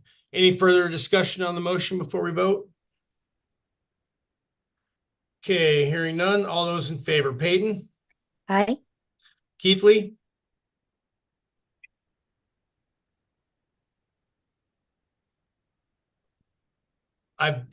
Keith Lee, I couldn't hear your mic. Aye. Okay. Rojas, Aye. Kennedy, Aye. and Swick. Aye. Okay, motion passes 5 in the affirmative and 1 absent. All right, thank you guys. I know that was a bit painful, and yeah, I mean, that's obviously, we've been dealing with this for years now, and we'll see where this goes. Obviously, they want to try to get this done sooner rather than later. Hopefully, I'm trying to be optimistic about everything, but we'll see how this how this pans out. So I appreciate that. Heidi, you're good with that? Yes, thank you, Mr. Mayor. All right, appreciate that. Let's see, we have one last item here. Anyone need a break, or can we just power through this? Okay, let's power through this. Item M3, city rights of way management, restrictions and regulations. Again, this will be a committee of the whole, and I'll go ahead and let staff take it over. Thank you, Mr. Mayor. There is a memo on page 34. And it has come to the attention of city administration that the city of Seldovia does not have a speed bump policy and does not prohibit or permit the installation of speed bumps on city rights of way. However, the city of Seldovia through Seldovia Municipal Code 11-05-030 prohibited activities with rights of way does prohibit the following activities. And that includes that no person shall construct, install, or place objects in a right of way without an encroachment permit. And permits shall only be issued subject to the conditions set forth in this chapter. Following that, Seldovia Municipal Code 11-05-040 right-of-way use permits, including the following types of right-of-way use permits, has item B, encroachment permits, which are issued by the city manager for objects existing to be constructed, installed, or placed within a city right-of-way by a private party or other non-city entity. And additionally, Seldovia Municipal Code provides the following guidance on encroachment permits. You can see in there, they can't be temporary, they can't be permanent, along with other stipulations. And really what this is coming about is that recently a speed bump has been placed in a right of way. And so looking at the process moving forward, is there areas where the city council would like to consider placing speed bumps? Do they want to implement a process to allow citizens to request speed bumps? If you can look at page 36 for council consideration, it says, does the Seldovia City Council want to extend the intent of the encroachment permit to include traffic flow regulation measures, including speed bumps? And does the city of Seldovia want to consider installation of speed bumps on rights of way by city of Seldovia? Enclosed is the full chapter 11.05 right-of-way restrictions and regulations, because this is just sections of it. The city of Seldovia encroachment permit and map of the city of Seldovia rights of way. So looking at addressing speed bumps in the future, if that's something Seldovia City Council wants to pursue or permit, and leaving it to you guys for that feedback. Well, I'm going to jump in and take the first crack at this real quick, and then I'll open it up. So obviously, as we can see by the letter that was submitted last week, there's a number of things that have gotten way out of hand over in that neighborhood over there. So yeah, I think this is probably just an oversight. No one thought about, the need for this to be in the code, but clearly it probably is something, in my opinion, that needs to be addressed. I'd want it to be as simple as some process that is coming up. If there needs to be traffic control devices installed, that, if a private person wanted to do that, certainly fill out a permit, make sure the city's aware of it. The city manager blesses it. I don't think it's anything that has to come to council. I think it's a city manager decision in-house, talking with, Public Works. Certainly they need to be out of there before snow removal, yada, yada, all that stuff, temporary in nature, safe, no ghetto, nothing. But yeah, there probably needs to be some sort of a process to protect the integrity of, people doing that. I certainly don't disagree with speed bumps. I mean, if I had my way, they'd probably be out about every 30 feet on Main Street, because I live on Main Street and I hear the nice speeders all the time down Main Street. I know Hopkins would not appreciate that with his equipment and, you know, having to go over that stuff. But at the same time, you guys know the amount of pedestrians that are out there and little kids that are running around town. And yeah, it's not, so what? It's a tiny little inconvenience to slow down. And obviously, if someone's putting it out there, there's a reason for it. We're not just putting it out there because, right? Folks are it got put out there because there's a number of speeders going around and there's young, small children. So, but yes, I agree. In my opinion, we should roll it in, have some sort of simple process for this and call it a day.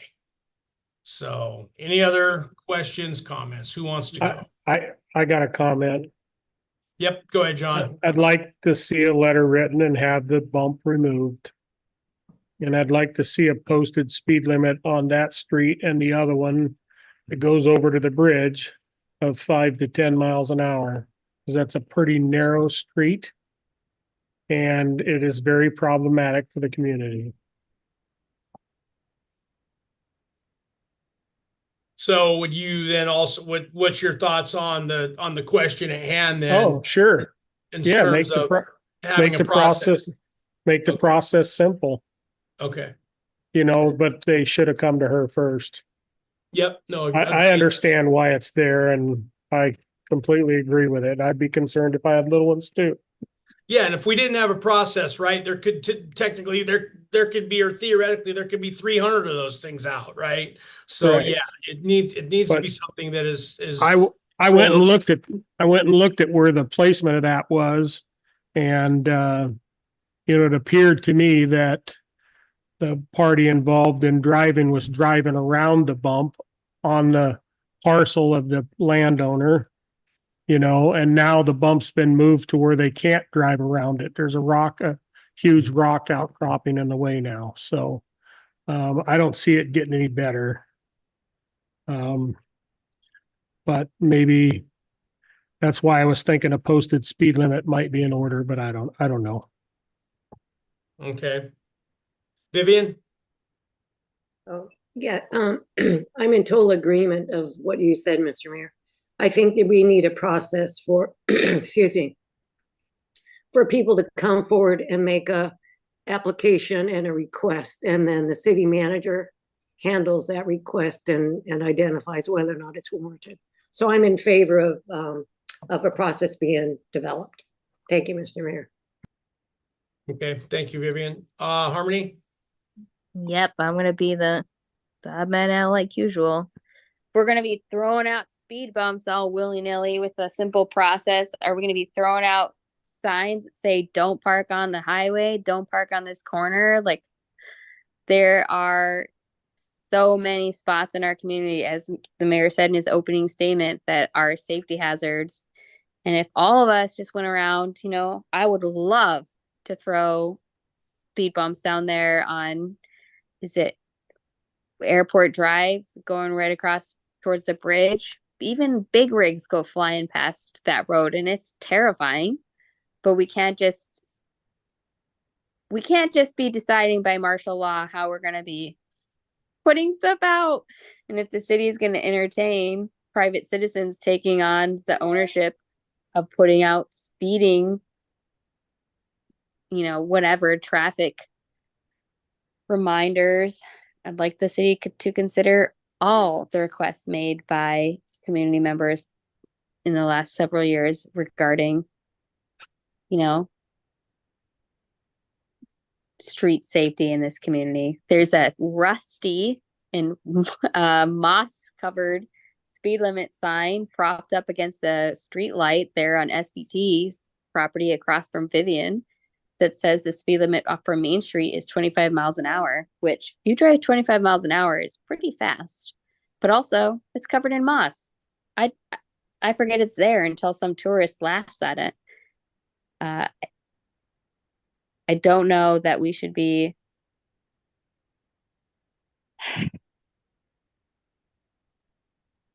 seems kind of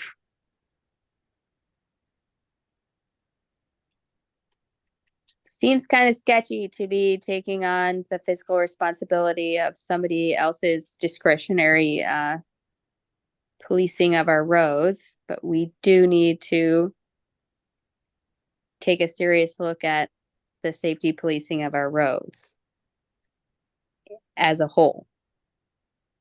I like the one that's there. I've liked it ever since it's been there. I'm not against it, but that is a big picture question. Is that something that we should be physically taking the responsibility of, private individuals placing things like that out? Or should we just, as a city, look into placing things like that out on our own?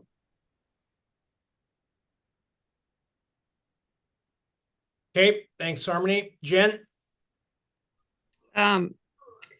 Yeah, well, first of all, I think we all need to remember that Main Street is state, so we don't really have any jurisdiction on that, correct?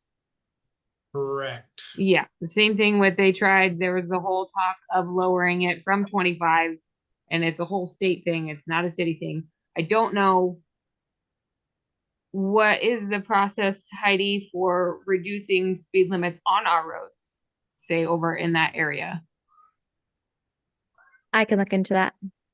Okay. I mean, and again, it doesn't matter what is posted. If somebody's gonna speed, they're gonna drive how they want to. No matter if it's posted or not.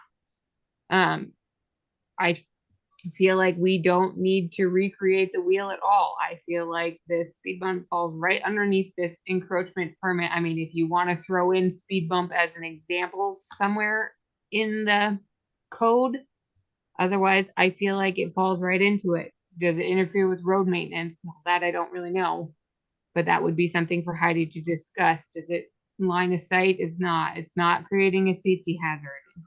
I feel like it falls right under this. Have her fill this out and pay her $100 and keep the thing there. I've asked multiple people what they think about it, and yeah, most people don't care. Most people like it. I understand that we're going to this setting a precedence of people throwing them out everywhere. Well, whatever. Let them do it. Don't drive past their house. If I would never ever have to drive over that thing if I ever wanted to. Even if I wanted to go see Madeline, I don't have to drive over that thing. I can drive the other way and turn around. If you don't want to drive over it, don't drive in that neighborhood. It's as simple as that. It's not like it's on Main Street where you have to drive past it to get to where you're going. You don't ever have to drive over that speed bump if you don't want to. There's somebody else in the neighborhood who wants to put one out. I wanted to tell them, go for it. Hopefully you'll have an application and go for it. I never ever would ever have to drive over that one either if I didn't want to. I don't think we should get into putting out our own as a city. I mean, we have enough potholes around to slow everyone down anyway. I feel like those are worse than the speed bump anyway. And people are going to drive over them as they please. I think it's already here. If we need to add in the example in the code somewhere that speed bump applies to this encroachment, then I think that's the easiest way to do it. Okay, thanks, Jen. Harmony, did you have a follow-up? I mean, no, I've just, that's what I've heard back from people is that, like, there's the safety concern throughout the city is universal. There's the one spot where I would like to see some sort of something is, I don't think it's even on a city road. It's on that private lot whose name I can't remember over there by Lakeside. That's where I see out, like, it would be great. But when I talk to people, that's what I hear from people. But I also, when I first drove over it, I didn't question it, didn't bother me. Like, I say the same thing that Jen's saying about those potholes, but I do wonder about, is there is there some sort of responsibility that we're taking on if there is an accident or a grievance? Does the city take on that responsibility, or does the applicant, like, how does that work? What's the, if there is any type of going forward, how does that work? Like, I know that there are people who place out signs, just the kids that place signs on their private property, and that's just informational, but how does putting an obstruction in a city-owned street work?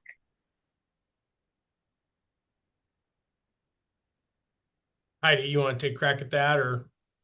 Through the mayor, that would be an excellent question for our general liability insurer, AML JIA, and I could take that back to them. Yeah, I mean, it seems like if the application was followed and the permit, the permit was issued and the manager agreed with it and they issued a permit, I would then think that, obviously at the end of the day, the city is going to maintain, is going to be some sort of liable, whether, whoever's installing it, if it's a private person or the city, if it's a city road and it was done under a permit. And certainly there's plenty of private citizens that digging roads all day long, as long as they, do things in roads, as long as they have permits. So maybe part of that, I mean, again, maybe part of that is, the public works supervisor has to, come by and just take a quick peek and make sure it's installed correctly, again, something simple. So if it doesn't make sense, don't approve it. If it makes sense, approve it and move on. Go ahead, Jen. Well, maybe throw in a grievance. I don't know if there is. I didn't read through this whole code. Is there like a grievance process where somebody throws one out in an area and it's causing more harm than it is good? Then it comes before council or whatever.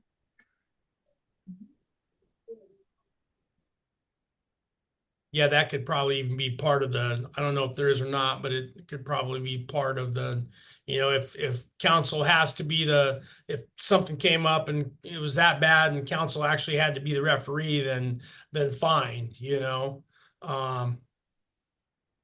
I don't have an issue with that. At the end of the day, I don't think this is going to be, that big of a deal. I don't think we're going to have 300 of them thrown out there.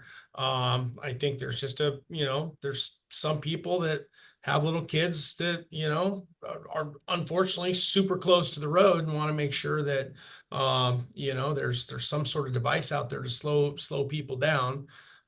Certainly the speed limit signs are only a suggestion. So, those do not carry much weight. I know. When you were talking about are law abiding. Yeah. When you're Mr. talking about Mayor- replacing signs earlier, that's what I immediately thought of, was that 25 miles per hour sign that's literally growing moss. Pretty funny. Yeah, that's a good idea. Maybe it's not just stop signs, it's some of those other signs. Sorry, Ashley, go ahead. That's okay. I was like, maybe I need to raise my hand. Gotta be quick in here. So when I first read the letter and after, listening to everybody, one of the things moving to this community too, when I saw that 25-mile-an-hour speed limit is a general limit, and then living here for a long time and realizing like the most of us never drive 25 miles an hour around town, because whether it's people on the road, the size of our roads, the blind corners, most of us just naturally just kind of cut around. It's the pace of life here. Now, when I read the letter, though, the one thing that stood out to me was the fact of saying it's 25 miles an hour. And I'm thinking, who in the right mind goes around that corner 25 miles an hour? Because I had one corner that from day one, I was like, is this a one-way road? Like, I was confused. I didn't drive on that road for the first year I lived here because I didn't know if it was, I thought it was maybe one way. The like water access road is so you can't read it. I thought it was a sign that I couldn't tell which direction you're supposed to drive. So I just didn't drive. And so I think it's actually not a bad idea for us as kind of a stepping stone of creating a culture. Yes, not everybody follows speed limits, but when you have a posted speed limit, if the posted speed limit's 80 on the highway, I'm going 85. on a highway because it's like big and open. If it's on the freeway, if it's 60, I'm going at least 60. You're getting mad if people are going slower. And not everybody gauges the type of road they're on. They see that speed limit and that is what they'll be like, well, that's the speed limit. So I'm going to go that. And it can be ignorance, and it can also be, we think about the young people that are learning to drive here and they see that. And they need to know also so that when they go somewhere else and there is a posted speed limit, that usually that is a speed limit that's safe to drive on those roads. Because that's setting them up for failure, that if they go somewhere and it's 45 and they're used to putting around, not paying attention, they're going 30, people are going to get mad and it's going to be dangerous for them. So it's very common. I've been in a lot of areas, even in very like it's city areas of like, but in the areas where a lot of the neighborhoods are, they've started to lower those speed limits down in those areas to 20 miles an hour on roads that are much larger than our roads.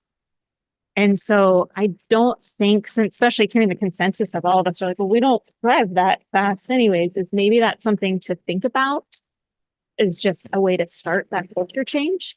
And because if there is a problem, then we do have a way to address that. If there's somebody continuously speeding in a certain area, and which is reckless driving, with that causing endangerment to others. So that might be a way to start. Because I also, I didn't question the speed bump. I'm like, oh, great, now I don't have to be as scared. But I'm scared to drive on that corner. To be honest, like, especially when my big man like his son comes speeding into me. But I understand the Pandora's box that can be opened with that as well. And it is something we can't have that stuff there year round, but we can try to change the culture on all the roads except the state highway. But if we're all used to doing that and it just becomes more of a norm, you'll be less likely to have people driving fast down the road. Okay, thank you, Ashley. And just a reminder, this one was slated as committee of the whole, so I'm not sure, Liz, if there's anyone it doesn't look like there's anyone left in the room, but if there's anyone from the public that's listening that wanted to comment. Don't see any at this time. No hands raised. And we have no one left. Okay, sounds good. All right, any final questions, comments before we ask? Let's just go to the so for council consideration, does the Seldovia City Council want to extend the intent of the encroachment permit to include traffic flow regulation measures, including speed bumps? I think we've heard the majority. I don't think there's any big hang up with doing that. The second piece of that would have been does the Seldovia City Council want to consider the installation of speed bumps on rights of way by the city of Seldovia? I don't think there's anything that prohibits that now. I mean, you don't have to have that. I mean, Heidi, what's your take on that? No, it doesn't have to be in the code. That's something that the city can implement. It's just is there other areas or areas in general that the council thinks could utilize a similar system moving forward in the future? And it doesn't have to be solved tonight, but it's something to think about moving forward. Yeah, I mean, in terms of, the city can do anything it wants on its roads to maintain the, health and safety of the roads. Absolutely. So I don't think that piece, but I do agree. I think that there should be a provision for, a private citizen to request, a speed bump be installed, and or place it with the city's permission and blessing. So, and we did hear the discussion, we should go and get an opinion of that on what kind of a liability the city assumes if it's placed by a public citizen. So I don't think it'll be any different than if it was whether or not we placed it or not. So so if we went that route, would you guys just take and work on a draft then with some additional language to clean that up, or it'd probably be fairly simple, I would imagine? Mr. Mayor, yes, I do think that Councilmember Swick had a point with the encroachment permit, which is why this isn't included in the packet. Right. It doesn't address things put or installed in the right of way. So maybe it's looking at the language and updating it to include speed bumps as an example. It does also contain a grievance process and includes that. Let me look back at it. 11.05.160 damage to the right of way. The entity would be liable, and it says to the borough, so that should be addressed to the city for the cost of repair and may be subject to any other remedy available under this chapter or at law or in equity. So there is a actually rather lengthy process in here for enforcement and grievance that would probably cover that, but we can look into that a little bit further. We can ask AMLJIA the question about liability. And we can look into what the process is for reducing city speed limits. Is that Okay. what I'm hearing Yeah. back from council? I mean, I think it sounds like just a whole kick it back and have a little bit of a revamp all the way around on that. So that section of the code probably needs a tune up that hasn't been tuned up in a while as well. So, Yes. yeah, Jen, you got your hand up? Yeah, I did. I was thumbing through it too. I mean, there is a hold harmless in here, which hopefully would cover what we're after, but the grievance piece, was that for, I see there's an appeal of the city manager's decision, so that would be the applicant, you deny the applicant, and then they go to the council for that. I was talking of what we have now. There's something in the road and somebody in the public doesn't like it. Is that's the grievance I was talking about. I didn't see that unless I didn't make it that far. It seems I like that see. could work both. Yeah, It seems like so that could work if- both ways. Well, yeah, but yeah, the one is if Heidi or the city manager denies the application, the appeal to the council filed within 10 days for them to get it placed.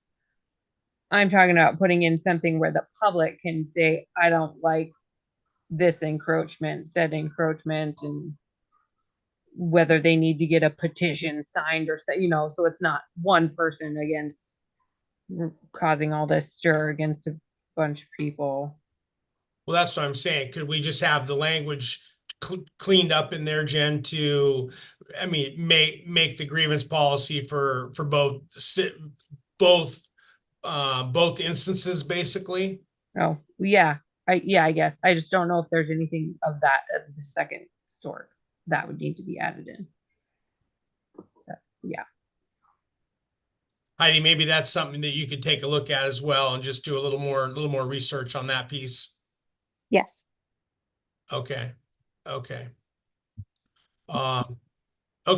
Any objection then to having the city manager pull that back, take another look at it, and look at the language in there to clean the language up, to include a few examples, and then get an opinion from AMLJIA, and then what was the last piece there we just talked about?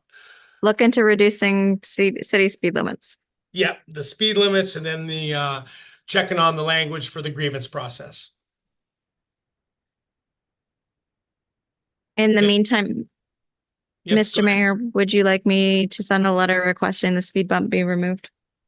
Yeah, that probably makes sense. Again, I mean, unless I'm hearing overwhelming, it's getting late in the year as well right now, and we're gonna be having frost and probably snow here soon. So that probably makes sense. Harmony, you had a question? Comment?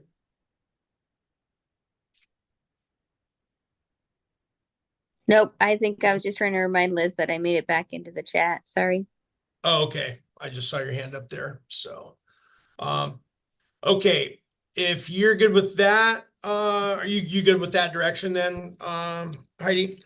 Yes, thank you, Mr. Mayor. All right. Sounds good. Thank you everyone for that discussion. Okay, just about done. Item N, city manager's report, and then we'll get wrapped up for the evening. Thank you, Mr. Mayor. I know I always say it, but this time I'm going to try to hold true and not take too much of your time, as a lot of items are fairly status quo from the last meeting or just have minor updates. First of all, I'd like to let the council know that we are working with Public Works for grading and ditching this fall, including a request to ditch in front of the school ball field on Winifred. And there's a couple other areas. So as we go through our stormwater management plan, and we have some areas that we've identified that need work, and I'm sure we'll get more as that's finalized. We'll be working on that this fall, and then I'm sure that'll be a heavy focus for next year as well. So with that in mind, project and activity updates, Michael Nemeth with APIA, the VPSO Public Safety Coordinator, will be in town Wednesday through Friday. If anyone would like to meet with him, say hi.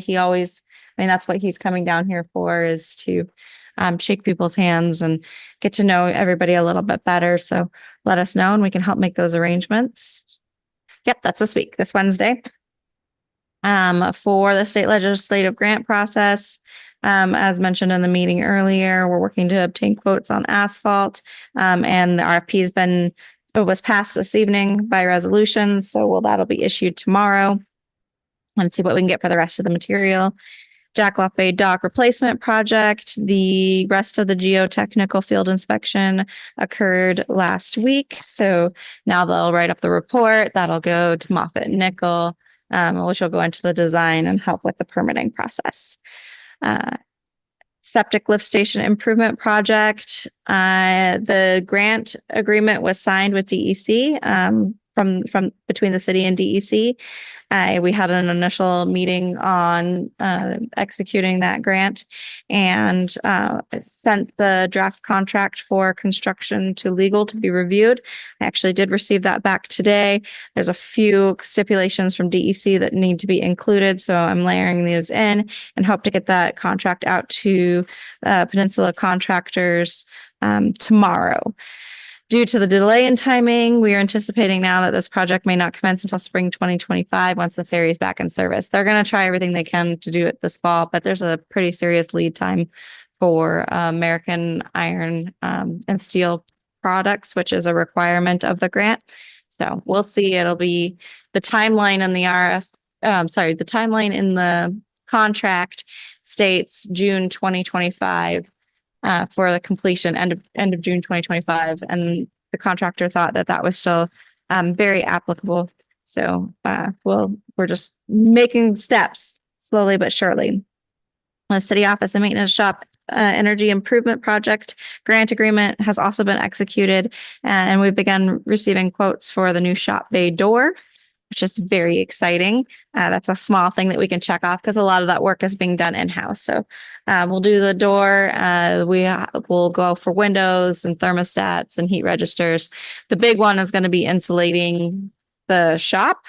There's part of the quote was the spray foam insulation, or part of the grant. So that'll be a little bit more time consuming because that'll require us moving everything away from the walls and prepping and getting ready, but that'll be exciting to get that completed.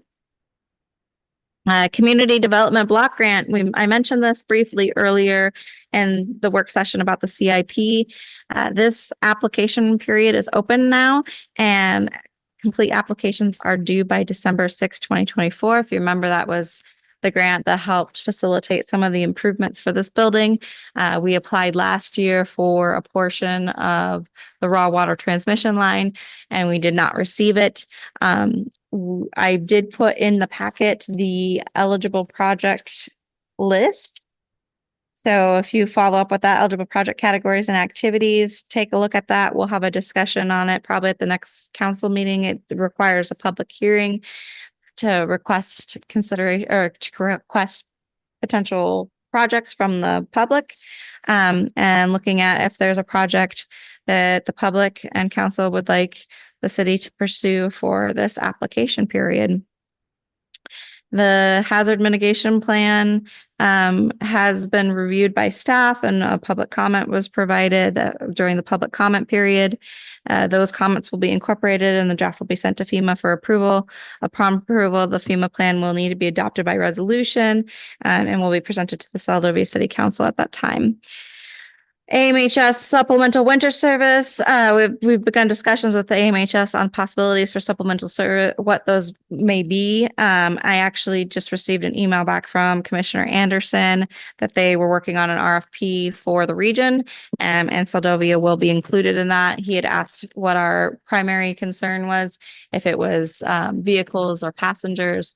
I said, I believe for the community, it's vehicles and freight. So he took that, we're included, should be included in the upcoming RFP. And as that comes out, I will let you guys know. The FY24 audit, pre-audit work is in full swing in preparation for the audit this December. It's very exciting. We have both organizations on board, and things are just moving along at a good pace.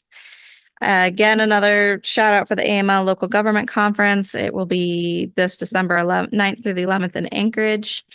We've heard from 2 council members that they are potentially interested in going. There's a budget for 3. So if you are interested, definitely let us know. I think that it's a beneficial endeavor. And if you want to talk to the mayor about the summer conferences, or Maggie about Councilmember Legart about attending the legislative conference in Juneau over January or during January, they can give you an idea of some of the things that are learned and are experienced in those settings. So it's kind of neat. Stop signs, we talked about, they're being installed around town. The Seldovia Wilderness RV Park is closed for the season, is being winterized this week. I did say there's a suspected water leak, but you saw in the Public Works report that leak is confirmed and was patched. The Public Works crew has a plan to open it up later this week and repair that corpse stop. Last thing I wanted to mention is that after hearing from Mr. Stranick regarding the historic boardwalk, I did go out to a local artist and ask for a quote to design signage directing traffic to the historic boardwalk on both sides, with the thought that a plain black and white sign is just not going to do that infrastructure justice. I did receive a quote back for under $300, $300 being the max, to create 3 signs for that area.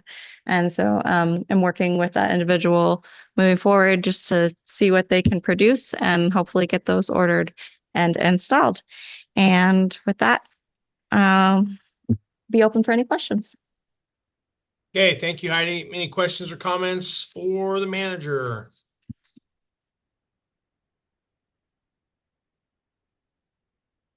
Okay, thank you, Heidi. As always, lots of information, pretty good updates on pretty much everything that's going on. So we appreciate the energy and info that you put in your update.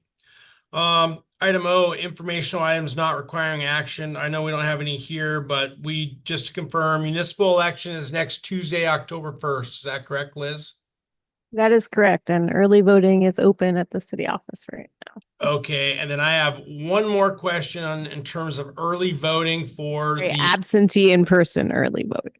Okay, absentee in person. When does that same absentee and in person start for the presidential election? Do you know that date? It'll start 15 days beforehand. I can pull up that date. Okay, so it's 15 days, right? That's how that works. Correct. Okay. Sounds good. Item P, executive session. We have none. Item Q, council and mayor comments concerning items not on the agenda. Peyton. Same as usual. Staff's great. Appreciate everybody who came, public and council. Okay, thank you. Keithley. No comment this evening. Rojas. Just great job, everyone. Thank you. Thank you. Kennedy. Mayor Campbell, sorry about that, but I have one question. Yep. Heidi, did I hear you say that we were installing that door?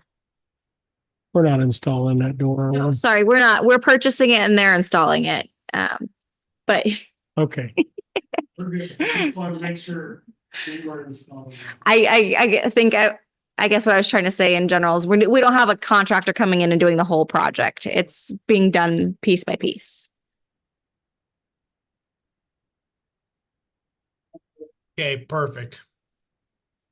Swick. No comment. All right. All right. Thank you to the staff for everything this evening. Thanks for all the council members for participating in a couple of not so fun subjects that we typically have to deal with from time to time. Our next meeting is going to be a regular meeting will be held on October 14th, 2024 at 6 p.m. And I'll look for a motion to adjourn. Motion to adjourn. Okay, we have a motion to adjourn. I'll second that. By Peyton with a second by Kennedy. Any objection? Okay, hearing none, we are adjourned. Thank you, everyone. Appreciate it. Okay, Thank you, good, Mr. Mayor. everyone. Okay, have a good night, everyone. So